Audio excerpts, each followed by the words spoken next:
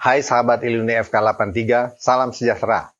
Ikatan Lulusan Universitas Indonesia Fakultas Kedokteran 1983 adalah wadah bagi dokter-dokter yang meluluskan pendidikannya di Fakultas Kedokteran Universitas Indonesia tahun 1983. Dalam rangka reuni 40 tahun kelulusan sebagai dokter, maka kami akan mengadakan serangkaian kegiatan yang antara lain adalah dalam bentuk edukasi kesehatan sebagai bentuk pengabdian masyarakat, yang secara umum temanya adalah healthy aging, yang akan dibawakan oleh anggota-anggota ILUNI 1983 dari berbagai disiplin ilmu dan keahlian, yang akan ditayangkan melalui podcast dan YouTube.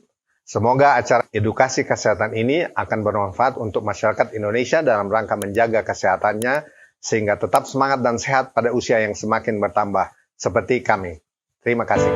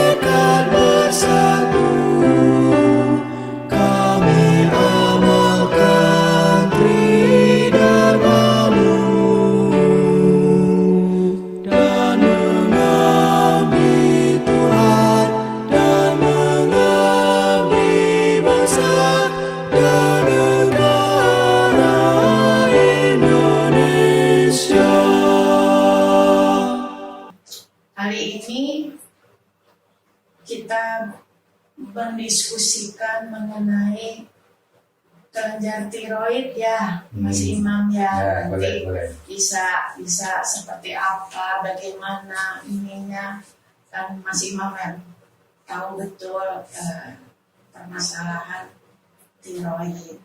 Yang jadi pertanyaan itu, Mas Imam, apa sih menariknya kita harus tahu juga soal seluk-beluk kelenjar tiroid ini. Ya, monggo Mas Imam. Baik. Terima kasih Mbak Hani, teman saya sejak 40 tahun ya. Alhamdulillah masih sehat kita. Amin. Mudah-mudahan terus diberi kesehatan. Insya Allah.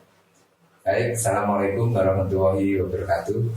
Penyakit tiroid merupakan penyakit kedua terbesar sesudah diabetes di bidang endokrinologi.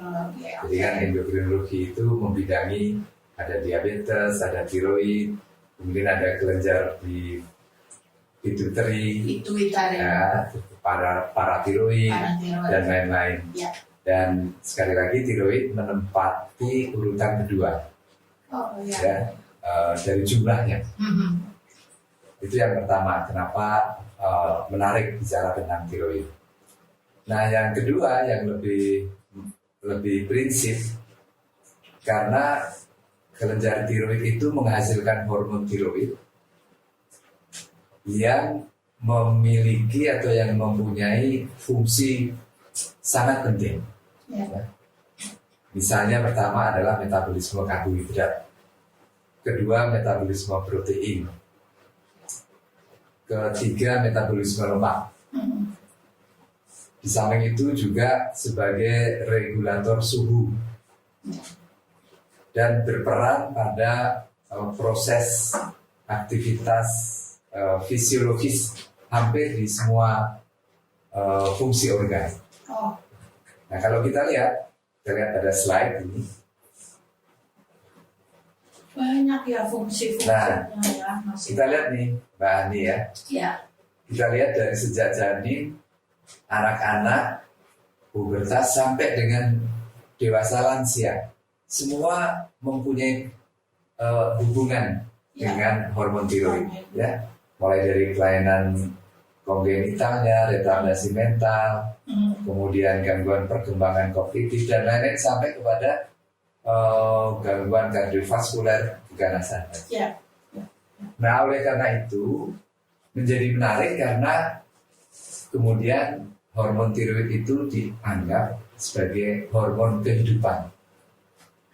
Ya. Hormon kehidupan. Karena tadi ya fungsi-fungsi. Iya, fungsi-fungsi yang dari sejak janin, anak dan seterusnya ini berpengaruh, sehingga apabila ada gangguan, misalnya hiper atau kelebihan atau hipo, kekurangan atau keganasan atau infeksi, maka hormon tiroid akan terganggu pula. Nah, kalau hormon tiroid terganggu, maka akan menyebabkan berbagai hal yang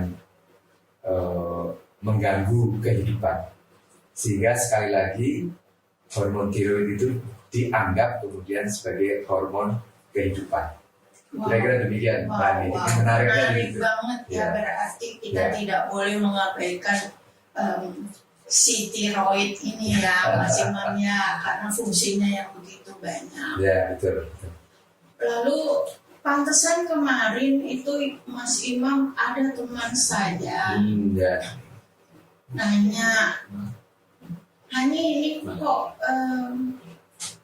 tiba-tiba di leher saya yang depan itu kok membesar. Terus saya harus kemana? Kata teman saya itu. Barangkali Mas Imam boleh cerita sedikit bagaimana ininya, Mas Imam. Monggo. Baik, temannya Mbak Hani ini saya membayangkan ya kurang-kurang lebih usianya sama-sama kita ya. Iya, iya. Usia lansia lah. Iya, iya, 65. Tapi happy aja. Happy Usia aja. lansia. Baik. Mbak Hani ini yang menarik ya. Lansia itu ada hubungannya dengan masalah di kelenjar tiroid. Oke. Ya, jadi kalau kita lihat, nah ini ada aging atau proses penuaan dengan gangguan tiroid. Ini kan menimbulkan tanda-tanda dari ada nggak sih pengaruhnya? Ya. Seperti kawan Mbak Ani tadi Ya. cerita, kok leher saya membesar. Ya. Ya. Kira-kira, nah usia memang berhubungan dengan munculnya gangguan kelenjar tiroid. Oh, oke. Nah, salah satu parameter untuk melihat adanya gangguan kelenjar tiroid adalah kalau ini ya, jadi usia itu makin bertambah usia, apalagi di atas 60, maka volume kelenjar tiroid akan mestinya nih mengecil. Mengecil ya, Mengecil. Mas Imam ya. Ya, mengecil, Ya. sehingga kemudian produksinya menjadi berkurang. Produksinya menjadi berkurang. Ya, ya. Ya, itu Kunci penting. kuncinya ya. Dan umumnya pada usia yang bertambah itu produksi antibodi terhadap tiroid itu meningkat. Produksi antibodi terhadap tiroid malah jadi Ya, meningkat. sehingga ini menambah problem produksi hormon tiroid. Oh, ya.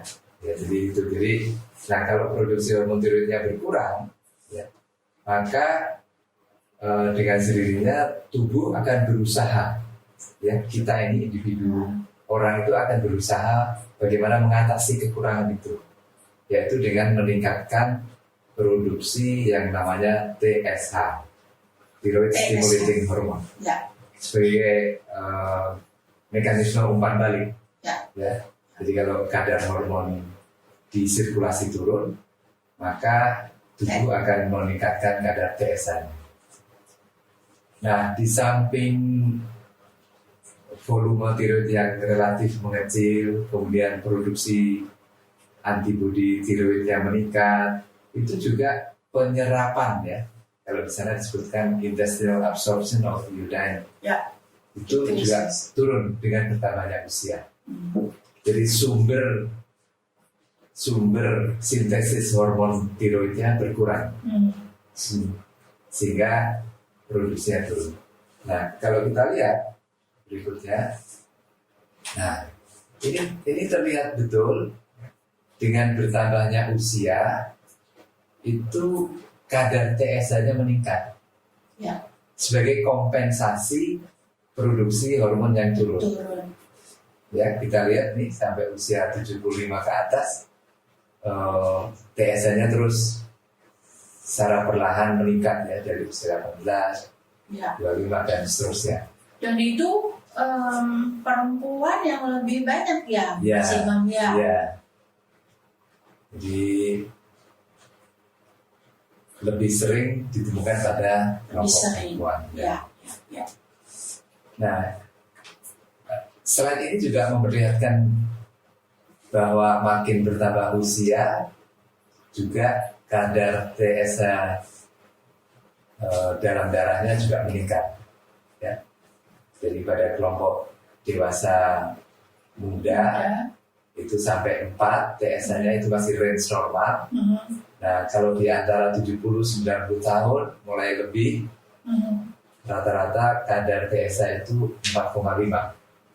Ya. Sehingga kalau kita lihat 5-6 berarti meningkat, dan kalau usia lebih tua lagi ditemukan 6. Ya, 6-7. Ya. Di international unit per liter. Artinya terdapat peningkatan. Ya. Tapi memang peningkatan ini tidak terjadi pada semua individu yang beranjak tua, Ya. tidak. Jadi Ya. ada sekitar rata-rata itu 9%. Ya, rata-rata 9% yang mengalami. Ya. Nah, kita tentu ya biasanya dialami pada individu-individu yang ada riwayat keluarga yang juga mengalami tiroid, ya, antara lain seperti itu. Ya. Kira-kira itu. Jadi kalau tadi kembali ke temannya Mbak Hani tadi, pembesar. Jadi ini salah satunya. Ya. Salah satunya. Ya. Kemudian sebagai kompensasi, ya, kompensasi TSH-nya meningkat, kemudian merangsang dan stimulasi kelenjar tiroid untuk bekerja lebih keras, sehingga kemudian ada pembesaran tadi, Mbak Ani. Ya. Kira-kira itu, ini salah satunya ya, Ya. yaitu yang disebut hipotiroid.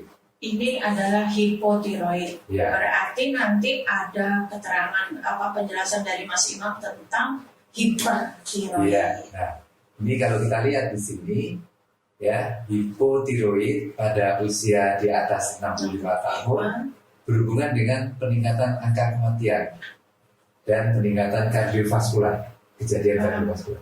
Berhubungan dengan angka kematian dengan karena hipotiroid tersebut dan dengan kardiovaskular, kejadian kardiovaskular.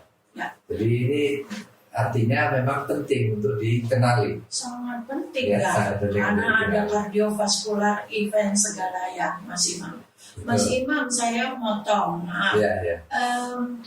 Gejala kayak gininya tuh yang dirasakan itu kira-kira apa, Mas Imam? Ya. Apakah tremor atau palpitasi atau gimana gitu ya, Mas Ya. Imam ya? Ya. Nah, menariknya lagi, hipotiroid pada usia lanjut itu sangat tidak spesifik. Sangat tidak spesifik dalam hal Tampilannya dibanding gejala. ya Oh, oke. dibanding kepada usia muda. Oh, Ya. ya. Jadi sangat tidak spesifik. Yang gejala yang klasik, ya, gejala yang klasik itu antara lain misalnya rasa dingin, ya, rasa dingin, kemudian berat badan naik, fatigue, ya, lemas, kemudian ngantuk, memory loss, udah lupa. Waduh, memory loss itu ya, Mas Imam ya. Dan sering ada konstipasi, susah buang air besar. Oke. Nah, karena tidak spesifik, maka diharapkan para dokter dapat mempunyai kecurigaan yang tinggi pada populasi usia lanjut yang mengeluhkan tadi rasa dingin, berat badannya naik, ada berat kelelahan, kelelahan. ngantuk, Ya. ada susah buang air besar. Ya. Dan kalau ini segera dikenali dan kemudian ditegakkan diagnosis, ini masih reversible untuk segera diobati. Masih reversible. Jadi reversible dengan Early diagnosis and dan management. management untuk hipotiroid. Ya. Yang memory loss itu Mas Imam ini keluhannya, makanya tadi Mas Imam bilang dokter harus punya kecurigaan. Iya, betul. Ya, nanti akan untuk menegakkan diagnosis apakah hipotiroid tersebut pada orang tersebut. Ya. Nah, teman saya tadi itu balik lagi Mas Imam ke teman saya, jadi dia merasa kelelahan ada, lalu katanya tambah gemuk, Ya. katanya minum air aja jadi gemuk. Nah, ini katanya, oh iya, terus keluhan-keluhannya ini muncul Ya. di teman saya, Ya. yaitu tadi naik berat badan, sering lupa, Ya. itu yang mengganggu buat dia sebetulnya. Ya. Iya. Lalu Mas Imam ada lagi yang mesti disampaikan tentang hipotiroid, atau misalnya gini Mas Imam, kan tadi kita ini ya. Ya, ini menerangkan tadi gejala-gejala tadi. Ya. Jadi Jadi ada sampai ke otak juga. dari depresi, kemudian ada heart disease, kemudian ada gangguan fertilitas dan lain-lainnya. Jadi ini adalah gambaran hipotiroid secara umum. Ya.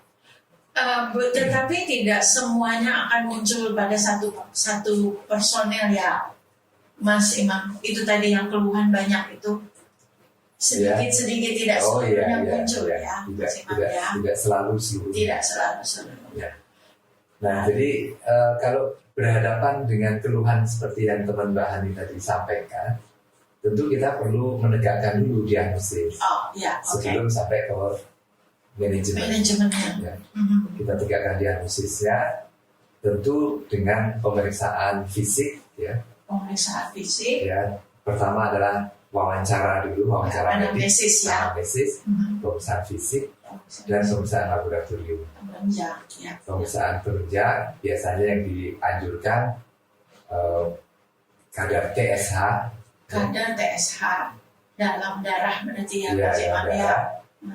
Kalau ada kecurigaan bahwa ada hipotiroid, kita bisa lakukan pemeriksaan TSH sebagai screening awal.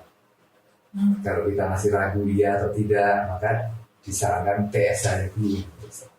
Berarti Mas Imam kalau dia hipotiroid, kadar TSH-nya tinggi ya, Ya, Mas Imam ya, ya, betul. karena tadi ya mekanisme kompensasi ya, untuk betul. menghasilkan. Nah, kemudian kalau memang terbukti tinggi, maka pemeriksaan berikutnya adalah pemeriksaan T4.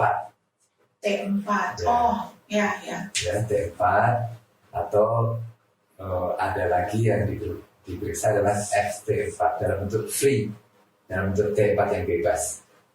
Ini Ada T3, ada T4 yang masih mangkrak Ya, dari tiroid yang masih Ya. ya. tapi yang dianjurkan cukup satu saja. T4-nya saja.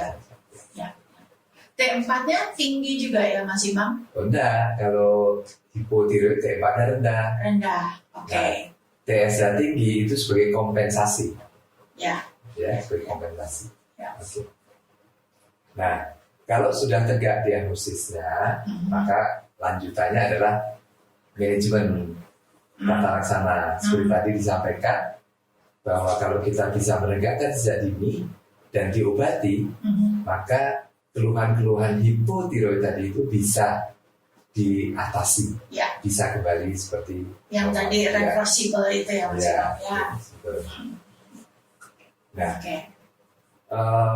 pengobatan hipotiroid pada usia lanjut itu memerlukan kesabaran, Oh, ya. Jadi titrasinya juga pelan-pelan, ya, dan intensifikasinya juga tidak tidak perlu tergesa-gesa karena usia lanjut itu umumnya banyak banyak komorbid, ya. Oh ya. Ada hipertensi, ada penyakit jantung. Ya, ya. Maka pengobatan hipotiroid itu karena menggunakan yang disebut L-tiroksin, L-tiroksin. ya, tiroksin itu diberikan dengan dosis kecil, dinaikkan juga bertahap dengan dosis yang penambahan yang kecil juga agar tidak berefek pada otot jantung. Ya. Lalu Mas Imam kalau sudah minum L-tiroksin tadi, apakah itu akan diminum terus sepanjang sisa umur atau ketika Ya. sudah normal bisa berhenti atau maintenance obat? Ya, Bagaimana? jadi memang bergantung dengan penyebabnya, ya. Iya. Jadi kalau penyebab hipotiroid itu karena operasi misalnya, karena diangkat kemudian Oh. menyebabkan hipo, maka itu seterusnya Sepanjang sisa umur. untuk yang operasi. Ya. Tapi kalau yang bukan operasi bisa tergantung dengan titrasinya tadi. Kalau titrasinya dosisnya lumayan tinggi kebutuhannya, maka kemungkinan tidak bisa dilepaskan sama sekali. Tetapi bisa diturunkan dosisnya, Oh, oke. ya, sampai dosis maintenance yang terkecil. Ya. Itu kira-kira demikian. Lalu Mas Imam, kita memonitor tentang fungsi tadi, berarti kontrol kadar TSH itu saben bulan atau 3 bulan atau bagaimana Mas Imam? Ya, ini juga yang menarik, ya, karena tentu kalau terlalu sering mungkin upaya yang harus dilakukan oleh pasien itu menjadi lebih banyak, lebih Ya. berat. Ya, Maka umumnya pertama memang sebulan sekali. sebulan sekali. Pertama nih, Ya, untuk 3 bulan pertama. untuk 3 bulan pertama. Kemudian setelah 3 bulan pertama relatif lebih stabil, bisa 3 bulan. Tidak setiap 3 bulan. Ya, ya, ya. Nah, kalau nanti sudah ketemu dosis maintenance yang Pas. yang stabil, maka bisa 3-6 bulan. Bahkan ya bisa sampai setahun sekali. Oh, Itu tapi kalau- dalam setahun itu dia tetap mengkonsumsi Iya, obat. tetap. Ya, ya, ya. Kira-kira Oke. gitu. Ya. Lalu Mas Imam, kita terus ke Teruskan ya. ya. Kita Nah, masuk. ini sekarang yang kiper ya. Ya. Ya. Jadi baik hipotiroidisme maupun hipertiroidisme itu gambaran fisiknya dua-duanya pembesaran kelenjar gondok. Oh, Pembesaran, ya. Dua-duanya pembesaran. ya, bisa menimbulkan pembesaran kelenjar gondok. Mhm. Ada sebagian hipo dan ada sebagian hipertiroid yang tidak membesar, nampaknya tidak membesar, ya, karena pada pembesaran fisik seringkali tidak teraba pembesaran. Bisa seperti itu. Ada yang ini ya Mas Imam yang malah dia ke dalam itu besarnya. Salah ya? Ya sebenarnya tidak, ya. Oh gitu. Ya. Ya. Karena ini kan ada tulang, ya. Jadi ada tulang, itu rasanya tidak ada pembesaran ke dalam. Ya. Oke. Hanya mungkin karena pembesaran ini menimbulkan tekanan, ya, menimbulkan tekanan sehingga dirasakan seolah-olah menekan ke dalam, membesar ke dalam. Besar ke dalam. Oke. Tapi memang ada pembesaran kelenjar tiroid yang masuk ke dalam rongga dada. Ada masuk ke dalam situ. Nah, kalau itu yang dimaksud memang ada. Tapi kalau pembesar ke dalam saya menekan itu biasanya yang dominan adalah pembesaran ke luar yang juga menekan. Ya. Baik. Ya. Lalu. Nah, kalau ini pada usia lanjut juga angka kejadian hipertiroidismenya juga meningkat.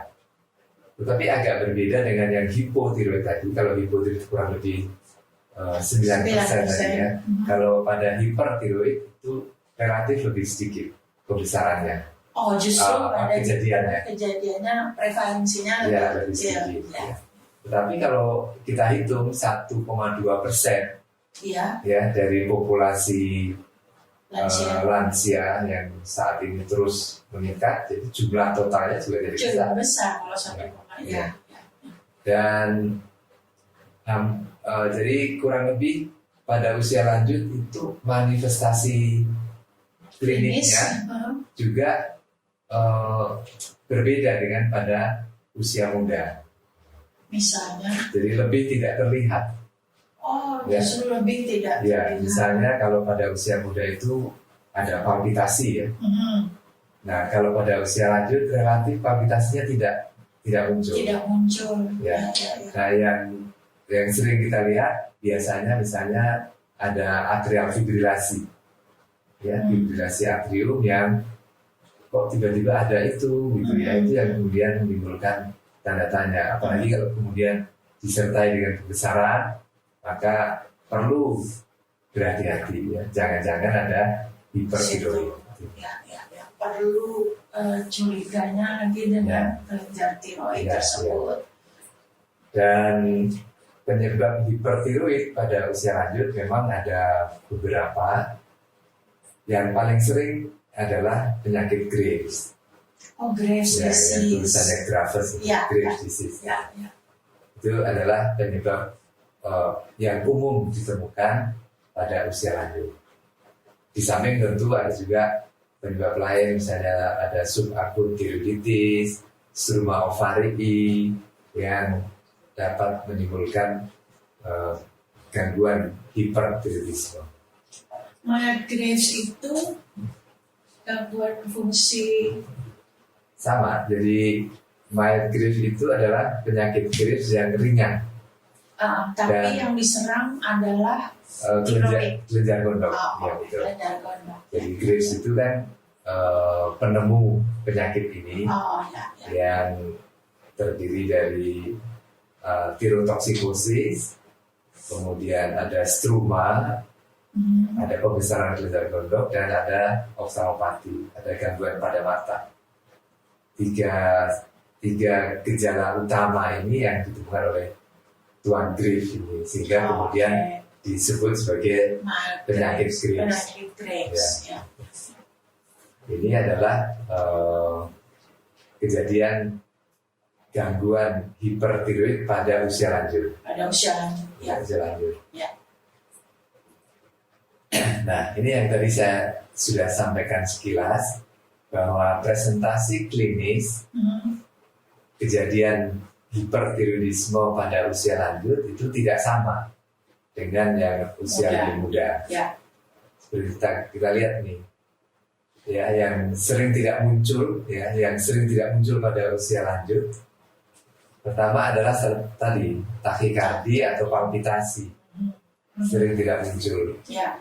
Kemudian diare atau tidak tahan panas itu tidak muncul pada usia lanjut. Juga perubahan atau kelainan pada mata tidak muncul. Ya, jadi yang sering muncul adalah atrial fibrilasi. Ya.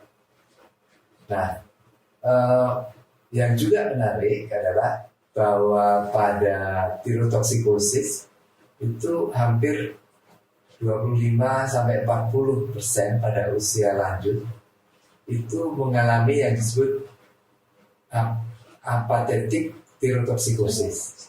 Apathetic tirotoksikosis. Apa itu Mas Imam? Itu tirotoksikosis yang tidak nampak ya.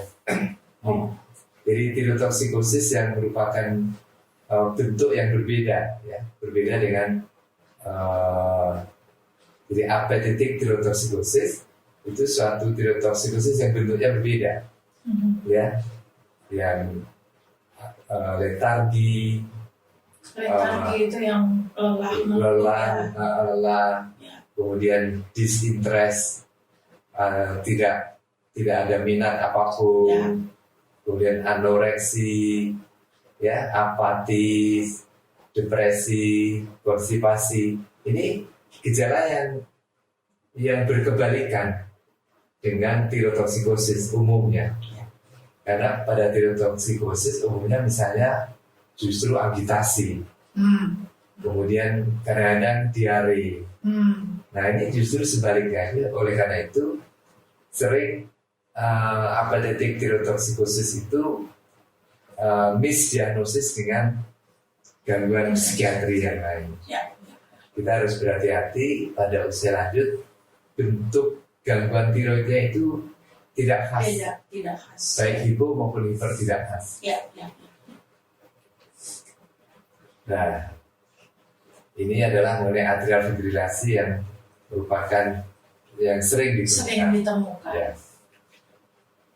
Nah, ini yang atypical ini tadi yang bisa ditemukan pada apathetic tirotoksikosis, ya, yang ada konstipasi, ada depresi, ada rasa lelah dan lain-lain. Ada konstipasi itu, ada heart failure, gagal jantung ya, Mas Imam ya.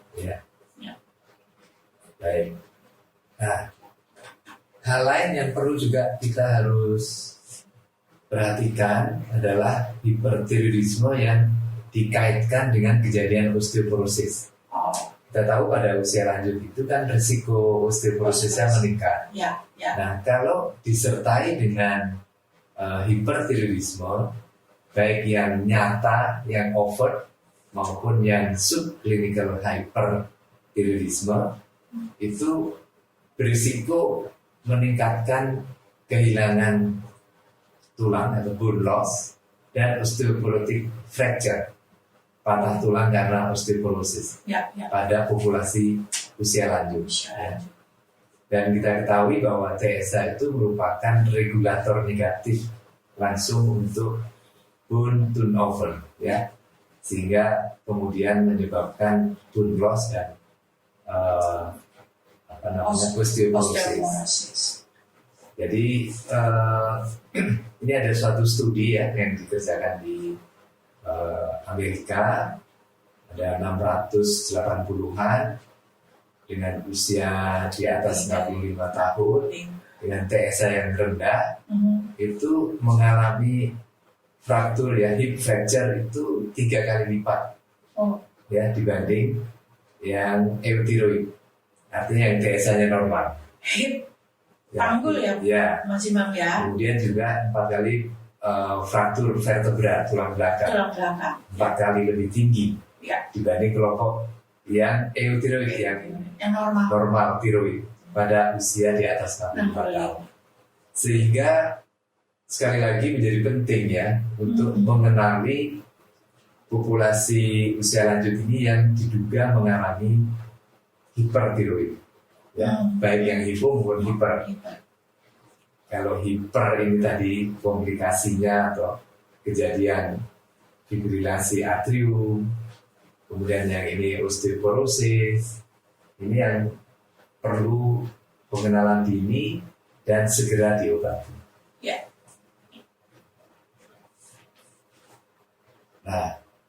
Nah ini memang kadang-kadang kita berhadapan dengan keadaan pasien atau populasi di atas 60 tahun, individu usia lanjut dengan keluhan-keluhan yang tidak khas.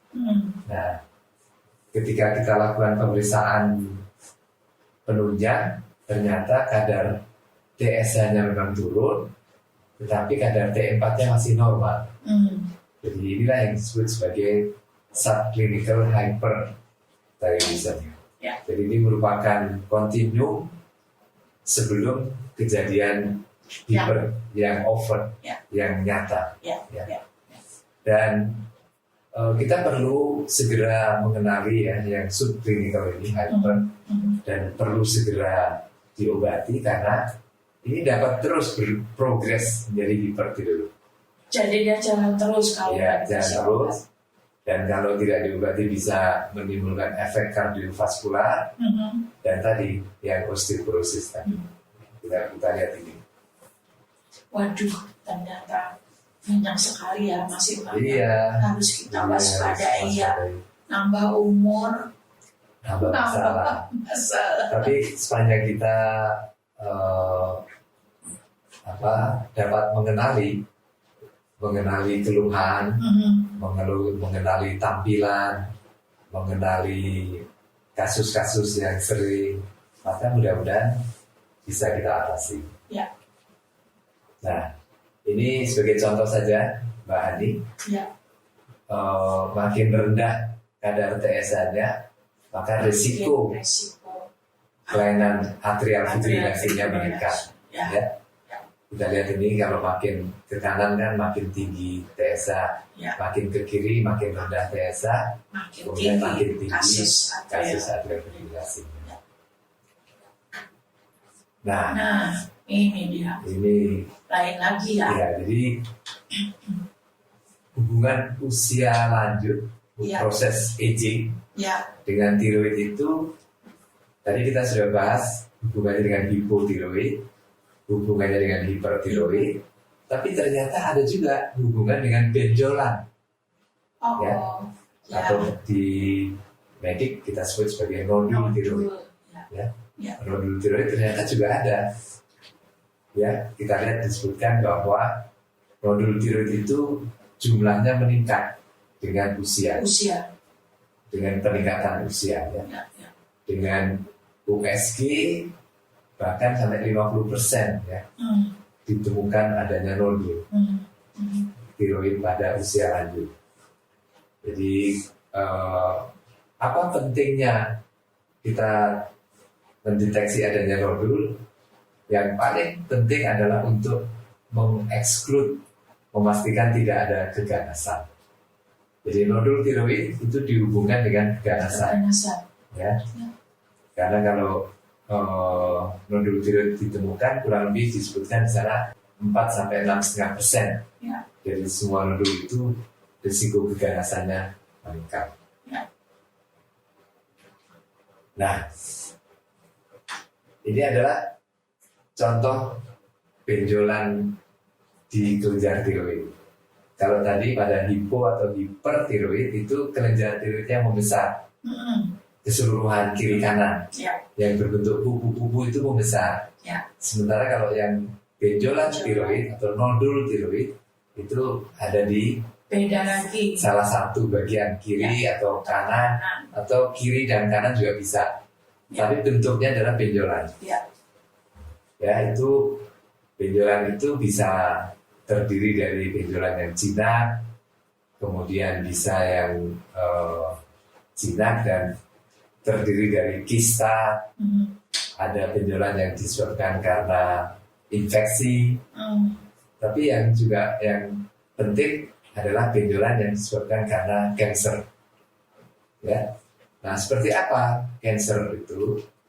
Nah, ini adalah gambaran ya yang sugestif ke arah malignansi atau ke arah kanker. Jadi ada riwayat radiasi di leher dan kepala, kemudian ada family history dari tiroid karsinoma medular, ada papillary thyroid carcinoma atau multiple endocrine neoplasia. Itu yang kalau ada family history untuk penyakit-penyakit tadi, jangan-jangan benjolan yang dialami teman kita itu adalah kanker. Ya. Nah, usia di atas 70 tahun. Nah, ini ya, kalau usia di atas 70 tahun muncul benjolan, kita perlu hati-hati. Ya. Nah, khusus ini adalah laki-laki. Ya. Kemudian ada gangguan bicara, ada gangguan sesak, Ya. ada susah menelan, progresif growth. Jadi nodulnya atau benjolan itu cepat bertumbuh. Ya. Kemudian ada teraba kelenjar getah bening di sekitar sini, Pak. Ya, di sekitar leher. Kemudian benjolannya fix. Ya. Dan kalau kita raba keras ya, ininya konsistensinya keras. Benjolannya keras. Nah, itulah gambaran yang mencurigakan malignansi ke arah keganasan. Ya. Nah, oleh karena itu kalau kita menemukan benjolan, biasanya kita wawancara teliti, ya, anamnesis yang mendalam, dan PE, physical examination, pemeriksaan fisik yang teliti. Ya. Kemudian kita lanjutkan dengan pemeriksaan laboratorium untuk menilai kadar atau fungsi kelenjar tiroidnya, dilanjutkan USG, ya, dan dilakukan FNAB atau biopsi aspirasi dengan jarum halus. Benjolannya dibiopsi. Benjolan dibiopsi untuk memastikan apakah ini ganas atau bukan. Ya. Karena kalau ganas, tentu saja pengobatannya akan beda dengan kalau tidak ganas. Ya. Ya, Kira-kira itu, Mbak Ani. Ini pendekatan pada benjolan tiroid. Ya. Dan ini kira-kira tadi ya, dari hubungan antara proses aging dengan kelenjar tiroid.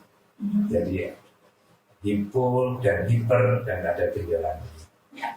Dan kalau kita lihat sebagai konklusi ini, Mbak Ani, Ya. Jadi gangguan tiroid pada usia lanjut itu membutuhkan perhatian atau perawatan yang spesial, ya. Karena seringkali presentasi klinisnya berbeda dengan usia muda, sehingga mungkin kita menjadi tidak atau mungkin bisa istilahnya terkecoh kalau kita tidak teliti di dalam wawancara, di dalam pemeriksaan fisik, kemudian di dalam keingintahuan untuk mengetahui apa sebenarnya yang terjadi. Nah, yang juga menjadi masalah tambahan adalah seringkali pada usia lanjut itu sudah ada komorbiditas, ya, ada penyakit jantung, ada hipertensi, ada sakit diare, ada susah buang air besar yang seringkali menyertai pada usia lanjut. Nah, oleh karena itu pengobatan yang baik dan berhati-hati itu sangat diperlukan. Ya. Karena usia lanjut sudah memiliki ada komorbiditas. Ya. Sehingga kalau kita dapat mengelola dengan baik, dengan hati-hati, maka mudah-mudahan teman kita tadi yang mengalami pembesaran kelenjar tiroid dapat kita bantu untuk mengobati penyakitnya. Ya. Kira-kira itu, Mbak Ani. Ya. Waduh, Mas Imam luar biasa nih sharing pengetahuannya pada hari ini. Nah, terima kasih. Ya, terima kasih banyak. Mas Imam, nanti saya minta izin bolak-balik WA nanya sama Mas Imam. Boleh khusus ya, Mas jalur Imam, ya. khusus. Baik teman sejarah semua, kita akhiri acara hari ini dengan tadi begitu banyak informasi pengetahuan yang sudah di-sharing oleh Mas Imam tentang tiroid, ada hipotiroid, ada hipertiroid, bahkan ada nodul yang kita harus memikirkan ke arah keganasan. Terima kasih, mohon maaf jika ada yang kurang pas. Terima kasih Mas Imam. Terima kasih kembali, Jangan sama-sama. bosan nanti untuk topik yang lain ya Mas Senang Imam. untuk bisa bersama Mbak Ani Ya, setelah terus selama 40 tahun ini ya. iya, Iluni FK Iluni 83. Tapi kan Mas Imam memang rajin, kalau saya emang ketinggalan dulu belajarnya. Sama-sama. Baik, terima kasih. Assalamualaikum warahmatullahi wabarakatuh. Waalaikumsalam warahmatullahi wabarakatuh. Terima kasih Mbak Ani.